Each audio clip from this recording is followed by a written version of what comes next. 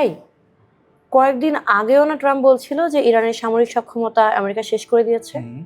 এখন আবার সে চাইছে চীন, ব্রিটেন, ফ্রান্স, সাউথ কোরিয়া এবং জাপান যাতে হরমুজ প্রণালী খুলতে যুদ্ধজাহাজ পাঠায়। ইরানকে হারিয়েছি বলে এখন আবার সমুদ্রপথ খুলতে অন্য দেশের সাহায্য চাইছে।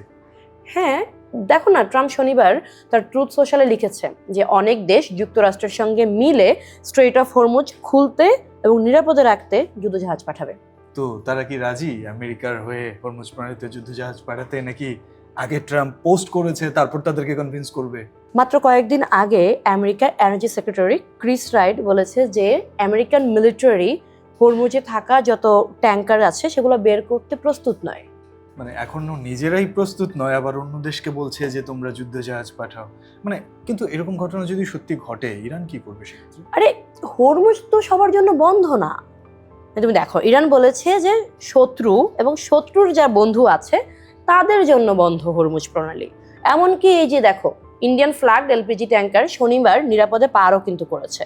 তারা সরাসরি তেহরানের কাছ থেকে ছাড়পত্র নিয়েছে। হ্যাঁ, ইন্ডিয়া অবশ্যই ইউএস নো স্কটের জন্য অপেক্ষা করেনি, তারা ডিরেক্ট ডিল করেছে ইরানের সাথে। শুনো, এই যুদ্ধে প্রথমে কিন্তু ইউকে ঝাঁপিয়ে পড়েনি, এবং এর পরিপ্রেক্ষিতেই যেটা হয়েছে যে বলা হয়েছে যে লন্ডন এবং ওয়াশিংটনের ভেতরে একটা ঠান্ডা টানাপোড়েন চলছে, এমনটাই কিন্তু ন্যারেটিভ মিডিয়াতে চলছিল। কিন্তু ব্রিটেন এখন আবার ড্রোন পাঠাচ্ছে ওখানে। না, আমি সবই বুঝলাম, কিন্তু তারা চীনের কাছে সাহায্য চেয়েছে, কিন্তু চীন তো ইরানের বন্ধু প্রতিম একটা দেশ।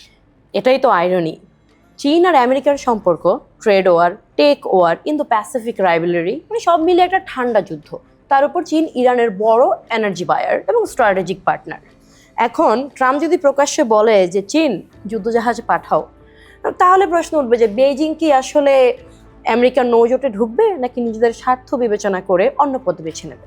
ফ্রান্স তো ট্রাম্পের বন্ধু, তাই না? যদিও দক্ষিণ কোরিয়ার সিদ্ধান্ত এখনো জানা যায়নি। কিন্তু জাপান আবার আলাদা। দ্বিতীয় বিশ্বযুদ্ধের পরে আমেরিকার বড় মিত্র কিন্তু জাপান। আবার সরাসরি যুদ্ধক্ষেত্রে খুব হিসাব করে পা ফেলে কিন্তু জাপান।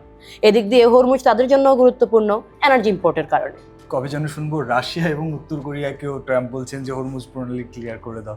মানে যদিও ইউক্রেনের প্রেসিডেন্ট জেলেনস্কি বলছেন যে রাশিয়া ইরানকে ড্রোন দিয়ে সাহায্য করছে, কেউ বা বলছেন যে গোয়েন্দা তথ্যও দিচ্ছে ইরানকে রাশিয়া। না, আমার প্রশ্ন হলো, ইরান শেষ এটা বলার পরেও যদি চীন, ব্রিটেন, ফ্রান্স, দক্ষিণ কোরিয়া, জাপান এদের সাহায্য চাইতে হয়, তাহলে এই যুদ্ধে কি আসলে আমেরিকা জিতছে নাকি ফেঁসে যাচ্ছে?